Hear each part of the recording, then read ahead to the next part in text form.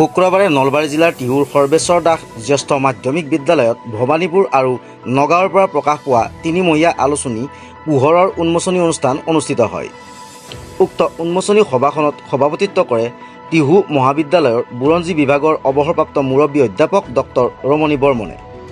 বন্তি জ্বলাই টিহু লেখিকা সমাৰোহ সমিতিৰ সভানেত্ৰী বীণাপানী কলিতা পাঠকে।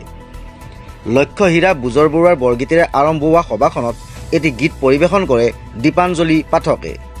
আলোচনীখন উন্মোচন কৰে বিশিষ্ট শিক্ষাবিদ লেখক তথা অসম বাৰ্তা কাকতৰ মুখ্য সম্পাদক ডক্টৰ লীলাধৰ হাজৰিকাই।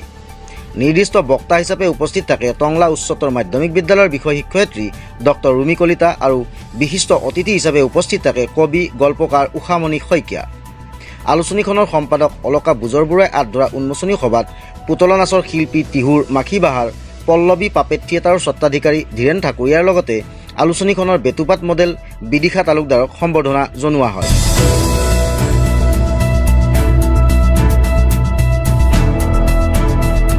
নিতুমণি দাসৰ প্ৰতিবেদন প্ৰতিবেদক লাইভ।